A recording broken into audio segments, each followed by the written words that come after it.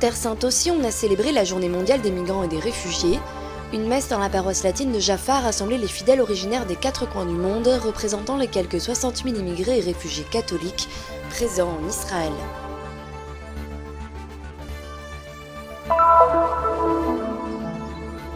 La réalité des migrations concerne de façon directe le Moyen-Orient, surtout là où de graves conflits sont en cours, comme en Syrie. Les chrétiens lancent un appel à l'égalité des droits et des devoirs, avec l'objectif de la paix en ligne de mire. Dans la paroisse latine de Cana en Galilée, on célèbre chaque année la mémoire du premier miracle de Jésus, la transformation de l'eau en vin lors d'un banquet de noces. C'est de cet épisode évangélique que dérive l'attention particulière de cette communauté envers les familles.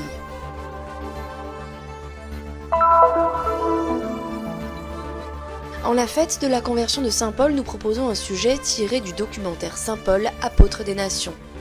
Paul, de persécuteur de chrétiens, devient celui qui annonce la bonne nouvelle à tous les peuples.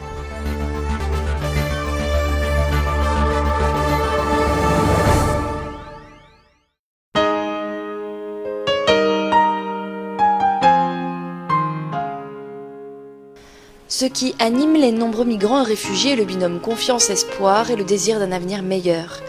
Tels sont les mots du pape François qui a insisté sur l'espoir en un avenir meilleur dans son message pour la journée mondiale des migrants et des réfugiés qui a lieu chaque année le 19 janvier. En Terre Sainte, cette journée a été célébrée à Jaffa le 18 avec une messe qui a rassemblé des fidèles originaires du monde entier.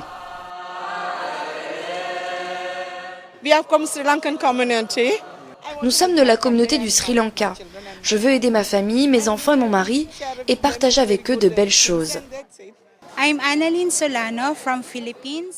Je m'appelle Annalise Solano, je viens des Philippines.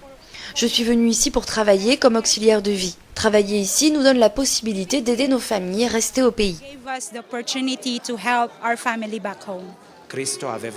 Le Christ avait un corps et a toujours un corps. Tel est notre témoignage dans un pays où la division est la modalité la plus répandue. De notre côté, nous devons vivre un contre-témoignage. L'union est possible. C'est la paroisse latine de Saint-Antoine qui a accueilli cette journée, là où une communauté active d'immigrants est présente toute l'année. La nostra parrocchia è composta di 35.000 fedeli. Notre paroisse est composée de 35 000 fidèles. Les Arabes chrétiens locaux ne sont même pas un millier. La plupart sont des étrangers qui viennent ici. Ils se sentent comme une famille, sous la protection de Saint-Antoine. Ils viennent aux différentes célébrations pour prier ensemble, comme nous l'avons fait aujourd'hui, en célébrant pour eux. Les uns intercèdent pour les autres, surtout dans les dernières difficultés dont souffrent les migrants. Dans la paroisse de Jaffa, le samedi est consacré à la pastorale des migrants. Il y a une messe pour les Érythréens, 2 en anglais, une en langue indienne, une en tagalog pour les Philippins et enfin une en arabe. Je viens tous les samedis dans cette communauté qui me donne l'opportunité de partager mon talent et d'être une seule et même famille avec cette paroisse. Les chiffres, souvent peu précis, parlent de quelques 60 à 70 000 migrants pour des raisons de travail ou de réfugiés catholiques en Israël. Les Philippins à eux seuls sont 40 000. Il y a ensuite des milliers d'Indiens, 7 000 Sri Lankais, et les autres proviennent d'Afrique, d'Amérique latine ou d'Europe de l'Est. Dans ce contexte, une réalité très problématique demeure celle des réfugiés. Au cours de ces dernières semaines, 30 000 demandeurs d'asile ont manifesté à Tel Aviv contre une nouvelle loi israélienne qui autorise la détention jusqu'à 1 an pour tous ceux qui entreraient clandestinement dans le pays. La plupart des réfugiés sont africains. Ils mènent une vie très dure et ne sont pas reconnus comme réfugiés. Ici, l'Église est appelée à une solidarité profonde avec ces Africains qui arrivent ici en fuyant leur pays pour sauver leur vie. En Terre Sainte, comme ailleurs dans le monde, la réalité des migrants appelle donc l'Église à un engagement concret qui se manifeste sur des fronts toujours nouveaux. Je suis également très inquiet pour la génération qui est née ici et qui est totalement intégrée, mais qui ne connaît pas sa patrie et souvent ne connaît pas la langue et la culture de son pays d'origine. Nous devons faire un catéchisme très fort en langue hébraïque car c'est la langue de ses enfants.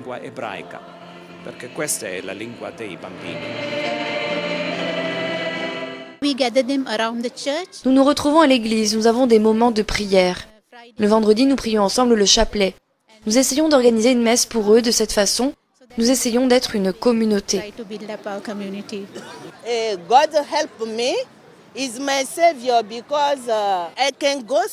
Dieu m'aide, il est mon sauveur. Je peux aller seul dans mon pays et revenir ici seul. C'est difficile, mais avec Dieu, c'est plus facile. Et c'est de la Terre Sainte car une leçon de partage des cultures qui parle de vie et d'avenir. Une jeune fille hollandaise et un Érythréen ont choisi la paroisse latine de Jaffa pour célébrer leur mariage en la journée internationale des migrants.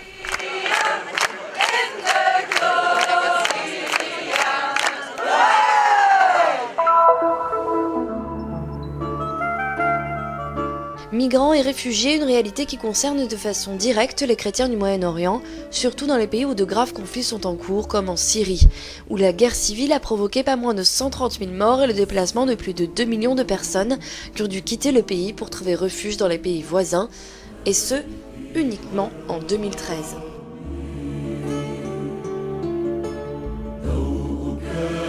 Avec ces problèmes d'infrastructure, un facteur aggravant a été la tempête qui a frappé la région fin 2013.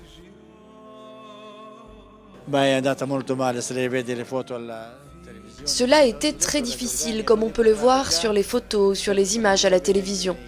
La Jordanie n'est pas préparée pour la neige en temps normal et les conditions sont pires dans les camps de réfugiés. Il a beaucoup plu, il a fait très froid, surtout là où se trouvent les enfants.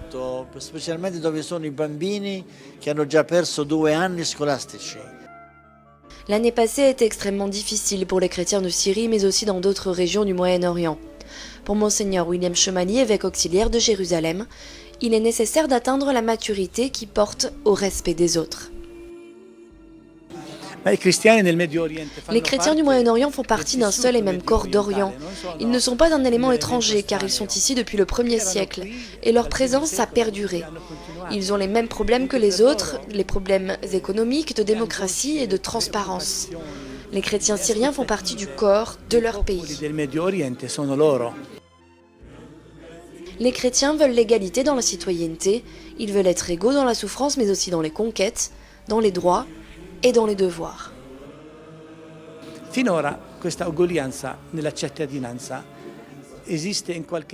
Cette égalité existe dans certaines parties du monde arabe, mais pas partout. Par exemple, je peux dire que nous avons une totale liberté religieuse en Jordanie, en Palestine et en Israël.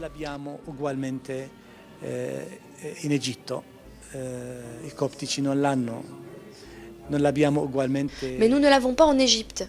Les Coptes n'ont pas cette liberté. En Arabie Saoudite, on ne peut même pas construire une église. Nous essayons de rester et de travailler sur les transformations avec tous les hommes de bonne volonté du Moyen-Orient, qui sont nombreux.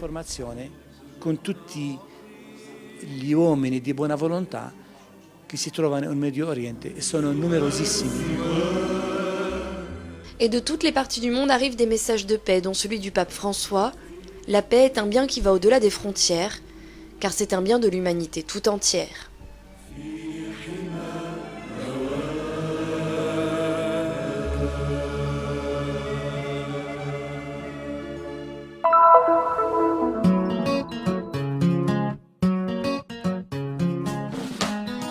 Un banquet de noces, un invité qui dans un moment difficile vient en aide aux époux et aux autres invités. Et il le fait d'une façon extraordinaire. À Cana de Galilée, c'est le premier miracle de Jésus, celui de la transformation de l'eau en vin, raconté au chapitre 2 de l'Évangile selon saint Jean.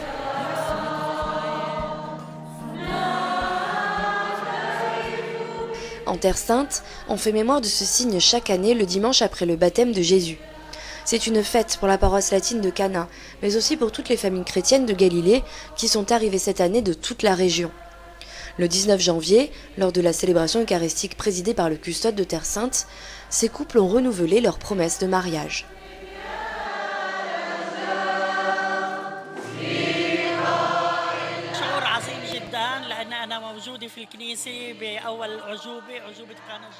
C'est très beau d'être ici, dans cette église, l'église du premier miracle de Jésus à Cana, en Galilée. Cela indique la gloire de Jésus et sa présence ici, à Cana. Comme vous le savez, Cana est une ville sainte, comme les autres villes, appelée la ville du premier miracle, et c'est une source de joie et d'honneur pour nous tous. Je suis très heureuse d'avoir pu renouveler mes promesses de mariage dans l'église de Cana en Galilée, le lieu où Jésus a accompli son premier miracle. Nous remercions le pape François d'avoir annoncé cette année l'année de la famille. Je crois que dans les paroisses et dans les églises, aussi bien ici que dans le monde, nous devons travailler ensemble pour renforcer les fondations de la famille. Le signe accompli par Jésus à Cana a aussi une signification eucharistique.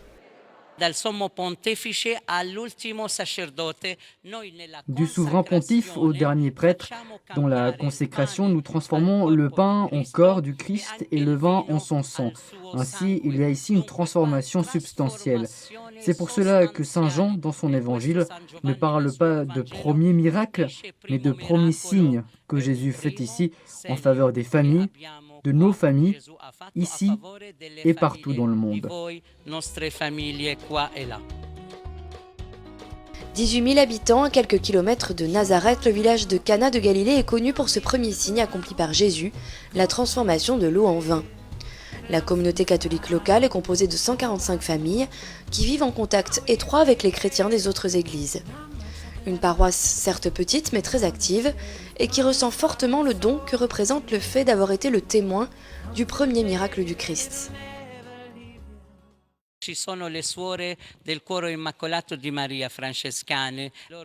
Ici, il y a les sœurs franciscains du cœur immaculé de Marie. Elles ont une école maternelle, primaire et un collège. Nous allons faire un lycée. Et puis, il y a l'activité normale de la jeunesse de Marie, Saint-Vincent de Paul. Nous avons aussi les scouts, la chorale. Il y a également des sessions d'évangile dans les maisons. Nous bénissons les maisons des familles de cette façon-là. Et c'est de Cana, une petite paroisse d'Israël, qu'est lancé un message d'espoir pour tous les chrétiens de Terre Sainte. Personne n'aurait pensé, au temps de Jésus, que l'eau pourrait se transformer en vie.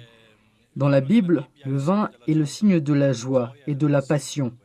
Toutes les familles du monde, et l'Église aussi, ont besoin de ce miracle. Parfois, notre passion s'éteint. Parfois, la joie et l'enthousiasme s'éteignent. Nous voulons que le Seigneur transforme notre vie en une vie pleine de vin, dans le sens de la joie et de la passion, et pour l'Église de Galilée également.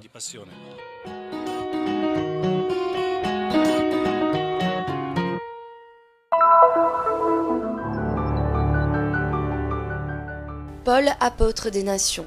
Né à Tars, dans l'actuelle Turquie orientale, il étudiait la loi juive.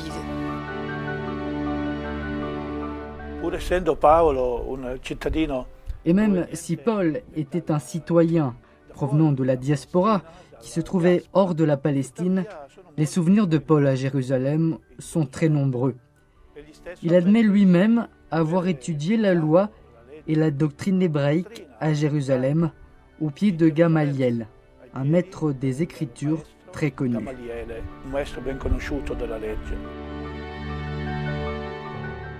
Paul n'a pas connu Jésus, il ne l'a rencontré ni à Jérusalem ni en Galilée, mais il a lui-même vécu l'expérience de voir le Christ ressuscité sur le chemin de Damas. Et il advint alors qu'il était en voyage et qu'il s'approchait de Damas, qu'à l'improviste une lumière venant du ciel l'enveloppa, et tombant à terre, il entendit une voix qui lui disait « Pourquoi me persécutes-tu » Il répondit « Qui es-tu, Seigneur » Et la voix « Je suis Jésus que tu persécutes. » C'est à partir de ce moment-là que commença son processus de conversion. De cette rencontre sortit un homme nouveau, et l'Église fait mémoire de cet épisode chaque année le 25 janvier, en la fête de la conversion de Saint Paul. Paul ne s'est pas limité à recevoir un nom nouveau, mais il entra dans une vie nouvelle, appliquant et enseignant la bonne nouvelle annoncée par Jésus lui-même. Annoncer l'Évangile, en effet, n'est pas pour moi un titre de gloire. C'est une nécessité qui m'incombe, oui. Malheur à moi si je n'annonçais pas l'Évangile. Il reçoit la mission d'aller et de proclamer la parole de Dieu à tous les hommes, d'abord à Antioche et en Asie mineure, puis en Grèce et à Rome.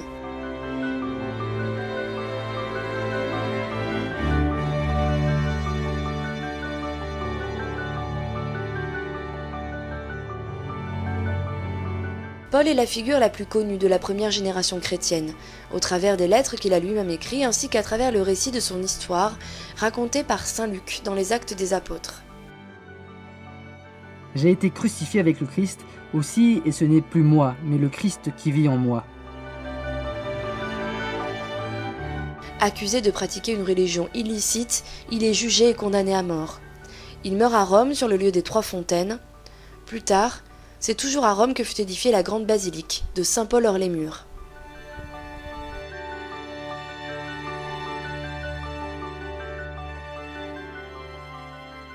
Quant à moi, je suis déjà répandu en libération et le moment de mon départ est venu. J'ai combattu jusqu'au bout le bon combat, j'ai achevé ma course, j'ai gardé la foi. Et maintenant, voici qu'est préparée pour moi la couronne de justice, qu'en retour, le Seigneur me donnera en ce jour-là, lui, le juste juge, et non seulement à moi, mais à tous ceux qui auront entendu avec amour son apparition.